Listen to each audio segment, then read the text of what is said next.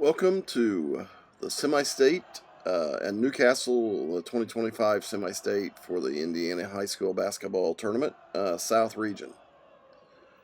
Both of these teams, the Jeffersonville Red Devils, 21-5, and the Mount Vernon Marauders, 21-5, identical records, very evenly matched, and that was pretty obvious throughout the game.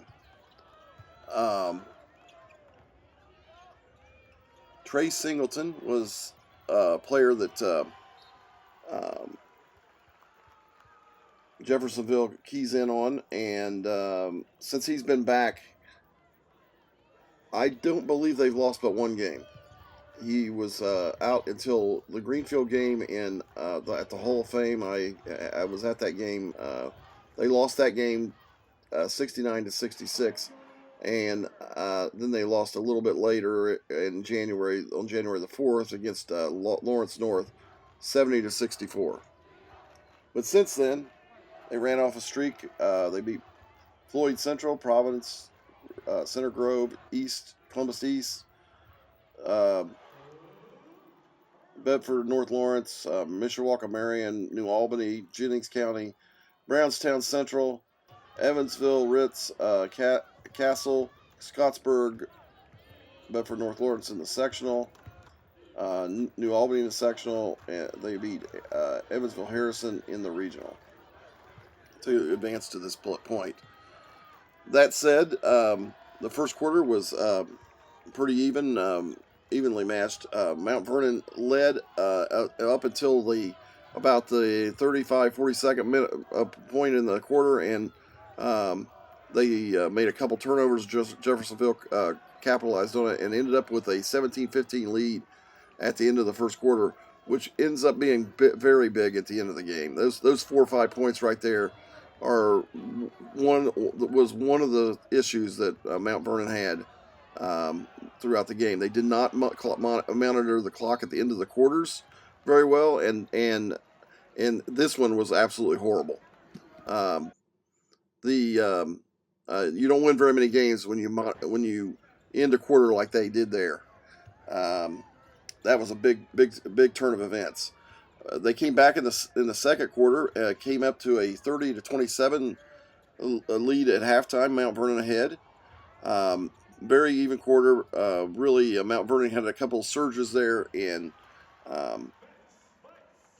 it was pretty even.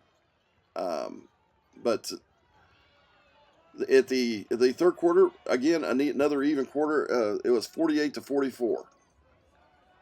And then the fourth quarter happens. Mount Vernon absolutely came out and did a wonderful job in the fourth quarter at the very beginning. They ended up being up at 10 points with 4 minutes to go. And at that point, I think that's when they took a timeout, and after that they just weren't the same team. You could see that they were visibly tired.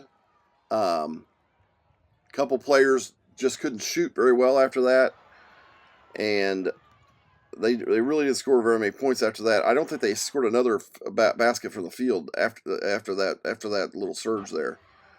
Most if not all, I can't recall exactly, but I don't think they scored another field goal.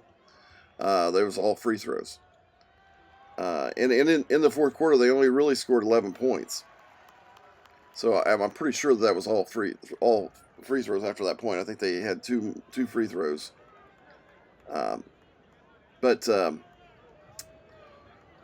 Jeffersonville just kept clawing and staying in there and clawing, and you'll see here in the very end of the game, this was one of those deals where both teams were wore out in the last 2 minutes, and there wasn't hardly any scoring at all. It was one back and forth up and down the court after another.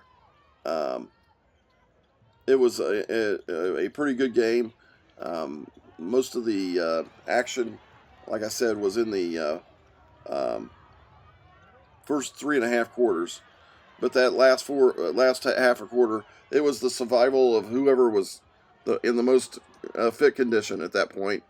one of a classic type of semi-state game in the afternoon, where the one of the teams gets ahead, the other team comes back, and once they do that comeback, the other team just falls apart. And pretty much that's what happened to Mount Vernon. They just couldn't. There's a sequence here at the very end of the game where they had like 4 shots at the basket and missed every single one of them. And the last one is like, it's so bad you could just tell that the guy he was running on fumes. So I'm going to let this play out here. Let's see, we got about 30 seconds here. One of the key factors was number 12 on Mount Vernon and number 0 on Jeffersonville. Both of those guys were the players for each team, and at several points they were guarding each other, which was kind of interesting in itself. That 6'9" guy coming out on a like a 6'3" guard.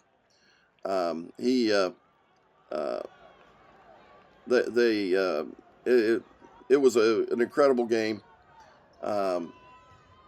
Too bad for Mount Vernon.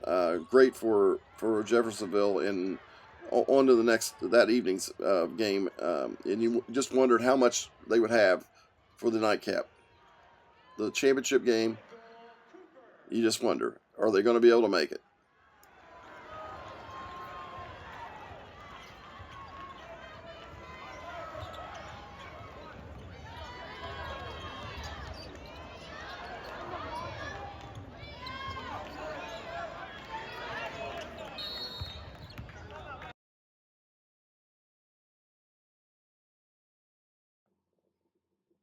This is the sequence I was speaking of.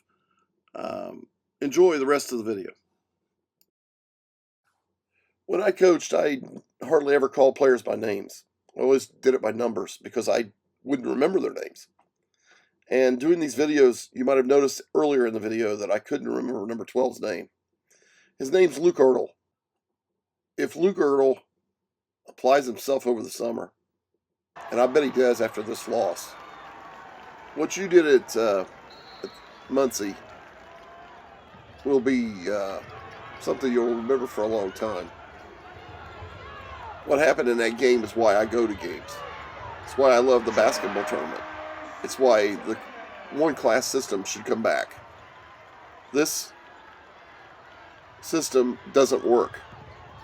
And from this point forward, next week is 3 classes that nobody really cares about in the morning. Hardly anybody watches those games. The attendance is not that great. And you're playing in a big arena with no atmosphere. That's wrong. It's because even if a team of that size did get to the final tournament in the old tournament, it was the ride that made a difference, not getting to the finals. Getting a trophy at the sectional level was enough. Class basketball is horrible and always will be.